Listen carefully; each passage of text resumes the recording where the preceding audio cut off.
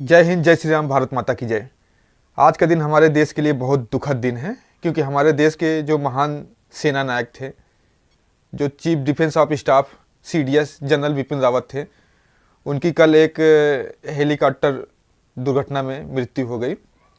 वो अपनी वाइफ के साथ दिल्ली से तमिलनाडु के दौरे पे थे और उनके साथ 13-14 अन्य अधिकारियों का एक स्टाफ था, जो तमिलनाडु के सुलूर से सैन्य डिफेंस कॉलेज में अपने दौरे पे निकले हुए थे।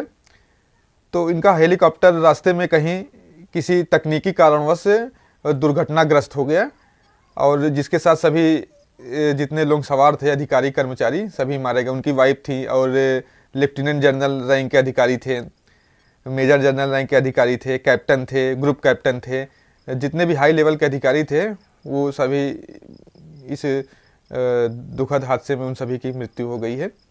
जनरल बिपिन रावत की बात करें तो जनरल बिपिन रावत उत्तराखंड के रहने वाले थे और उनके ऊपर एक बहुत बड़ी जिम्मेदारी थी। और जो जनरल बिपिन रावत की मृत्यु हुई है, उस अपूर्णीय क्षति की कभी भरपाई नहीं हो पाएगी, जो जनरल बिपिन रावत की मृत्यु के बाद इस देश में सामने आई है। ये सेना में रहते हुए बहुत बड़ा बड़ा इनको टास्क मिला और अपने हर टास्क को इन्होंने पूरा किया। सबसे बड़ा टास्क जब इनको मिला था तो जम्मू कश्मीर में जो अभी 370 हटा, उनकी जिम्मेदारी भी इनको दी गई थी। उसके बाद ये जब पाकिस्तान से जो आतंकवादी घुस के भारत की तरफ आते थे, तो ये आतंकवादियों को सख्त संदेश देते थे कि आप आ तो रहे हैं, लेकिन आपके लिए यहाँ 2 गज जमीन तैयार है, आपको 72 हुरों के पास भेजने की हम तैयारी करके बैठे हैं। इस तरह से सख्त संदेश वो देते थे आतंकवादियों को। और ये हमारे प्रधानमंत्री मोदी जी के कुछ लोग बहुत करीबी हैं, जैसे गृह मंत्री अमित शाह है, राष्ट्रीय सुरक्षा सलाहकार अजीत डोवाल जी हैं, और उसके बाद ये तीसरे नंबर पे general chief defence of staff CDS general Bipin Rawat थे। बिपिन रावत के ऊपर कश्मीर और चाइना को लेके और पाकिस्तान चाइना को लेके बहुत बड़ी इनके ऊपर जिम्मेदारी थी।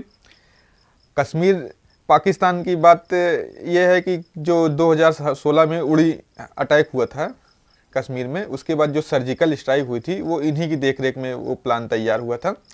और सर्जिकल स्ट्राइक के बाद 2019 में कश्मीर के पुलवामा में जो सीआरपीएफ बटालियन के ऊपर हमला हुआ था, बम विस्फोट हुआ था, उसके बाद जो बालाकोट में एयर स्ट्राइक हुई थी, उस एयर स्ट्राइक की रूपरेखा भी इन्हीं के नेतृत्व में तय की गई थी। ये 6 अजीत डोवाल जी थे और सेना के जो कुछ अधिकारी थे, तो गिने चुने अधिकारी थे, इन्हीं की देखरेख में ये सारे प्लान तैयार हुए थे। और उसके बाद म्यांमार में भी एक सर्जिकल स्ट्राइक हुई थी, उसके भी सूत्रधार यही थे।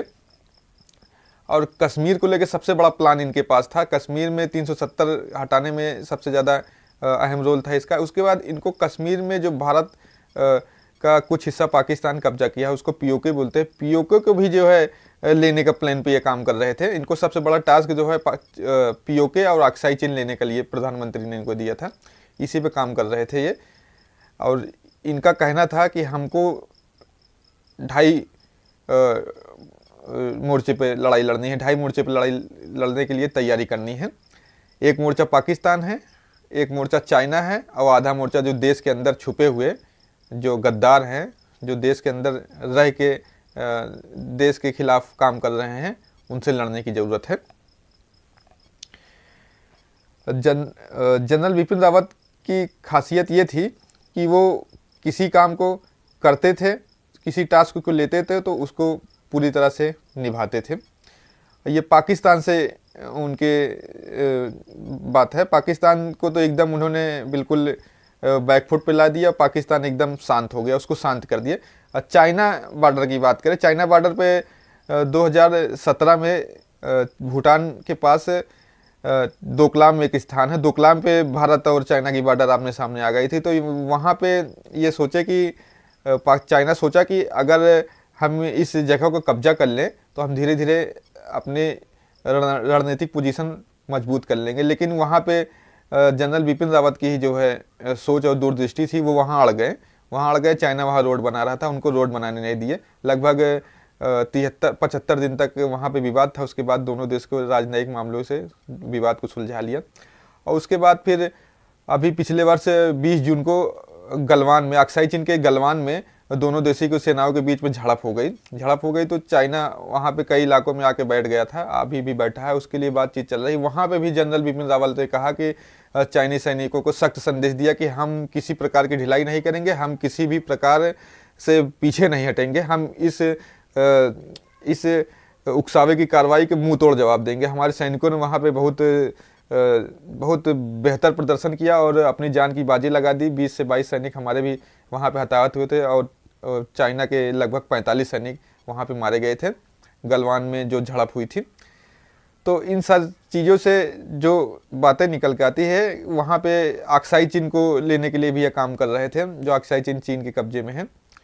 तो इसी तरह से बड़े बड़े जो देश में राष्ट्रीय सुरक्षा से जुड़े मुद्दे होते हैं, उनकी जिम्मेदारी chief defence of staff general Bipin Rawat के पास थी। बिपिन रावत एक पेशेवर सेना के अधिकारी थे। बिपिन रावत जब अपने काम को करते थे तो उनकी काम की तारीफ उनके विरोधी भी करते थे। और पाकिस्तान के जो कुछ अफसर हैं और चाइना के जो कुछ अफसर हैं, वो भी बोलते हैं कि बिपिन रावत बहुत पेशेवर तरीके से काम करते हैं। मोदी जी ने उनको कुछ जिम्मेदारी दी थी कि आप इस जिम्मेदारी को पूरी करिएगा। उसमें से अपनी जिम्मेदारी को निभा रहे थे। अब देखिए आगे क्या होता है, कैसे चीज़ों को मैनेज करते हैं। तत्काल से अचानक से दुर्घटना हो गई, अब उनकी भरपाई तो नहीं हो सकती, लेकिन उनके कल जैसे ही सूचना आई कि उनकी मृत्यु हो गई इस दुखद घटना में, तुरंत प्रधानमंत्री जी के निवास पे एक सुरक्षा मामलों की समिति की हाई लेवल मीटिंग हुई कि कैसे सिचुएशन को डैमेज कंट्रोल किया जाए, कैसे सिचुएशन को बरकरार ठीक ठाक किया जाए, जिससे कि इसका फ़ायदा दुश्मन देश ना उठा पाएँ। इस सारी चीज़ों से समझ में आता है कि वो हमारे देश के असली सेना नायक थे और एकदम असली राष्ट्र भक्त थे। लेकिन इस दुर्घटना से हमने एक महानायक को खो दिया।